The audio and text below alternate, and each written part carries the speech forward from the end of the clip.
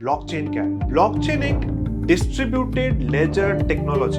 हर transaction एक block में record होती है और प्रीवियस ब्लॉक से लिंक होती है।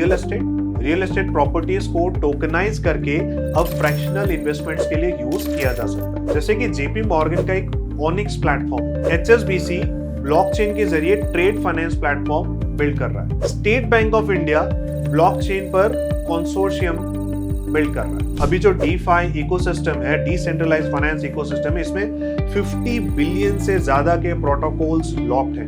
हेलो दोस्तों, आज हम एक्सप्लोर करेंगे क्रिप्टो करेंसी और ब्लॉकचेन टेक्नोलॉजी को और ये समझेंगे कि ये फाइनेंस इंडस्ट्री के लिए एक रियल अपॉर्चुनिटी है या सिर्फ एक हाइप। सो आइए समझते हैं ब्लॉकचेन क्या है। ब्लॉकचेन एक distributed laser technology, essentially digital transactions का एक डेटाबेस है जो मल्टीपल कंप्यूटर्स पर साइमल्टेनियसली एग्जिस्ट करता है। हर ट्रांजैक्शन एक ब्लॉक में रिकॉर्ड होती है और प्रीवियस ब्लॉक से लिंक होती है। तो इसके कुछ फीचर्स हैं ब्लॉकचेन टेक्नोलॉजी के, जैसे कि ये डिसेंट्रलाइज्ड है, यानी कि कोई सेंट्रल अथॉरिटी नहीं होती इससे। ये इम्यूटेबल होते हैं, यानी कि रिकॉर्ड्स चेंज नहीं किए जा सकते। ये ट्रांसपेरेंट होते हैं, ट्रांजैक्शंस पब्लिकली विजिबल है, कोई भी चेक कर सकता है, एंड ये बहुत ही सिक्योर है बिकॉज ये क्रिप्टोग्राफी से प्रोटेक्टेड रहते हैं। अगर क्रिप्टो करेंसी की बात करें, क्रिप्टो करेंसीज डिजिटल करेंसीज हैं जो ब्लॉकचेन की टेक्नोलॉजी पर बेस होते हैं। जैसे कि बिटकॉइन 2009 में लॉन्च हुआ था शायद, एंड सबसे फेमस क्रिप्टो करेंसी बिटकॉइन। लेकिन आज अगर बात करूं तो 10,000 से ज्यादा क्रिप्टो करेंसीज एग्जिस्ट करती हैं मार्केट में। सो कुछ का अगर नाम लूं, जैसे कि एक तो हो गया बिटकॉइन, बीटीसी, इसे तो हम डिजिटल गोल्ड की तरह मान सकते हैं, राइट। ये मान लिया गया है कि ये स्टोर ऑफ वैल्यू है एंड लोग इसमें इन्वेस्टमेंट्स भी करते हैं। Okay, I am not recommending it to anyone but just giving you some information. Then Ethereum, which is mainly used for as a smart contracts platform. Then Ripple, जिसको हम XRP से represent करते हैं, this is used for cross border payments. And फिर कुछ stable coins हैं, USDT, USDC, right, ये सब फिएट बैक्ड टोकन्स होते हैं। सो आइए कुछ रियल यूज केसेस के बारे में बात करें कि ब्लॉकचेन का क्या यूज है फाइनेंस में। एक तो जैसा मैंने बताया, क्रॉस बॉर्डर पेमेंट्स। एक ट्रेडिशनल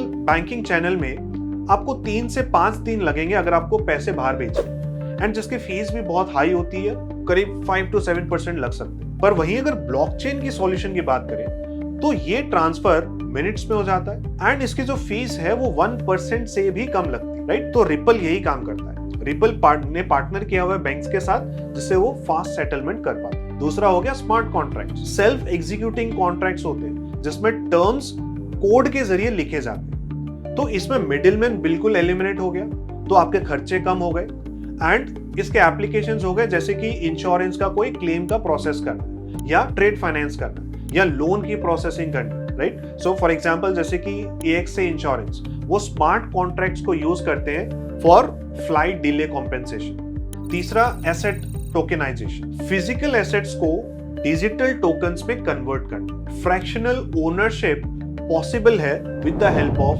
ब्लॉकचेन। इससे लिक्विडिटी भी इंप्रूव होती है, right, as compare to traditionally illiquid assets, जैसे कि रियल एस्टेट प्रॉपर्टीज को टोकनाइज करके अब फ्रैक्शनल इन्वेस्टमेंट्स के लिए यूज किया जा सकता है। तो ये भी एक एप्लीकेशन है ब्लॉकचेन का। फिर चौथा अगर बात करें तो आइडेंटिटी वेरिफिकेशन, KYC के लिए भी ब्लॉकचेन यूज होता है बिकॉज ये सिक्योर है, ये रीयूजेबल है, आइडेंटिटी वेरिफिकेशन किया जा सकता है इससे, कस्टमर की डेटा प्राइवेसी रहती है, ऑनबोर्डिंग में बिल्कुल भी टाइम नहीं लगता, राइट। तो बैंक्स अभी काफी एक्सपेरिमेंट्स कर रहे हैं ब्लॉकचेन बेस्ड KYC प्लेटफॉर्म्स को डेवलप करने के लिए।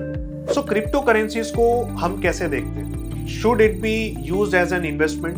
क्या ये एक अपॉर्चुनिटी है या इसमें बहुत ज्यादा रिस्क इन्वॉल्व है? तो अगर अपॉर्चुनिटी पर्सपेक्टिव से बात करें, बिटकॉइन ने आउट परफॉर्म किया है मोस्ट ट्रेडिशनल एसेट्स को अपनी शुरुआत से ही। सो सिंस इंसेप्शन ये इसने काफी अच्छा परफॉर्म किया है। इंस्टीट्यूशनल एडॉप्शन भी देखने को मिल रहा है, काफी कंपनीज हैं कॉर्पोरेट लेवल्स पर, इनफैक्ट फंड हाउसेस भी हैं जो इन क्रिप्टो करेंसीज में इन्वेस्ट कर रहे हैं। इसे एक न्यू एसेट क्लास की तरह ट्रीट किया जा रहा है कि पोर्टफोलियो में क्रिप्टो करेंसीज भी होनी चाहिए। तो ये अपॉर्चुनिस्टिक अप्रोच। पर इसका रिस्क साइड भी देखिए कि रिस्क पर्सपेक्टिव से अगर बात करें, इसमें वॉलेटिलिटी बहुत ज्यादा हाई है। मतलब 40% प्राइस स्विंग तो डेज में हो जाता है। इसमें रेगुलेटरी अनसर्टेनिटी है, काफी कंट्रीज में पता नहीं क्रिप्टो को बैन करना है, प्रमोट करना है, वो अभी तक समझ ही नहीं पा रहे। इसमें सिक्योरिटी कंसर्न्स भी है, राइट। आपने सुना होगा वजीरेक्स का, राइट। सो हैक हो गया एंड काफी क्रिप्टोज उन्होंने लूज किए।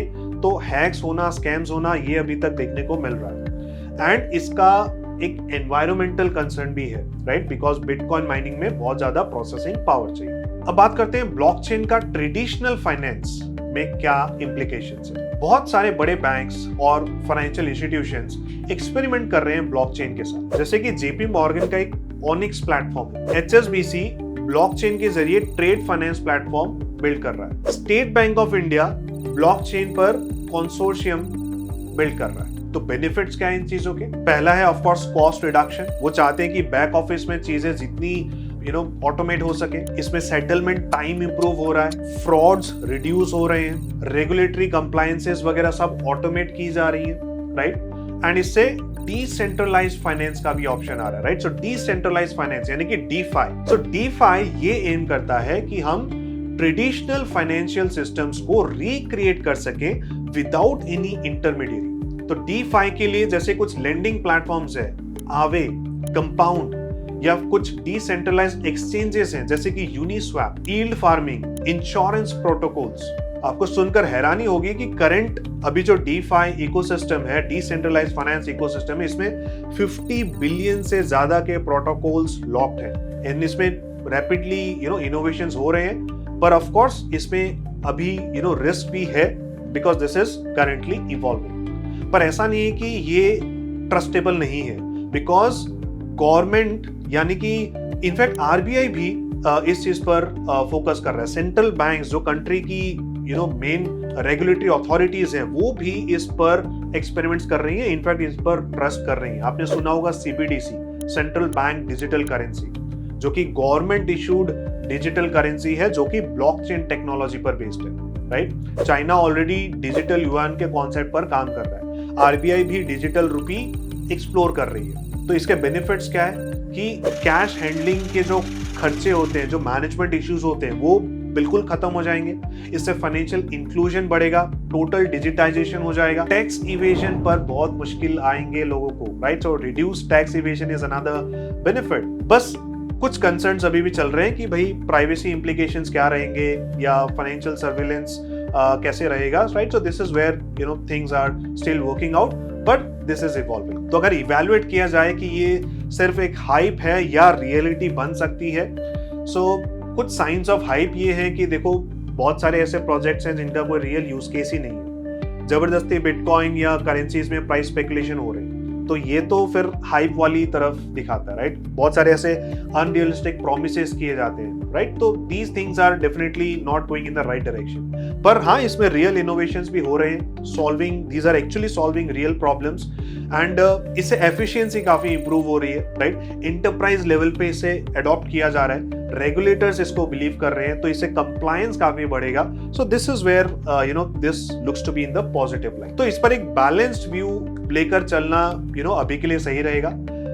ब्लॉकचेन और क्रिप्टो एक बहुत बड़ा स्पेक्ट्रम है। इसमें कुछ एप्लीकेशंस हैं जो कि क्लियर वैल्यू दिखाते हैं कि हाँ, पेमेंट्स में, सेटलमेंट्स में ये बहुत सही तरीके से काम कर रही है। कुछ चीजें अभी एक्सपेरिमेंटल स्टेज में हैं, जैसे कि डीफाई प्लेटफॉर्म्स, कुछ जो कि स्पेकुलेशन की तरफ जा रहे हैं। बहुत सारे ऐसे ऑल्ट कॉइन्स हैं जो स्पेकुलेशंस पर जा रहे हैं, वो थोड़ा सा अभी हाइप वाला एंगल लगता है। सो समराइज अगर करें, ब्लॉकचेन और क्रिप्टो करेंसी दोनों ही अच्छी अपॉर्चुनिटी ऑफर कर सकते हैं, अलोंग विथ कुछ जो हाइप है उसे दरकिनार करते हुए।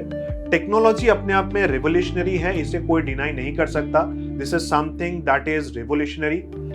नॉट एवरी एप्लीकेशन और कॉइन जो आप आज मार्केट में देख रहे हैं, 10,000 से ज्यादा कॉइन्स है, वो सभी सक्सीड नहीं होंगे। लॉन्ग टर्म पोटेंशियल जरूरी होता है एंड ऑफ कोर्स एडॉप्शन में भी टाइम लगेगा।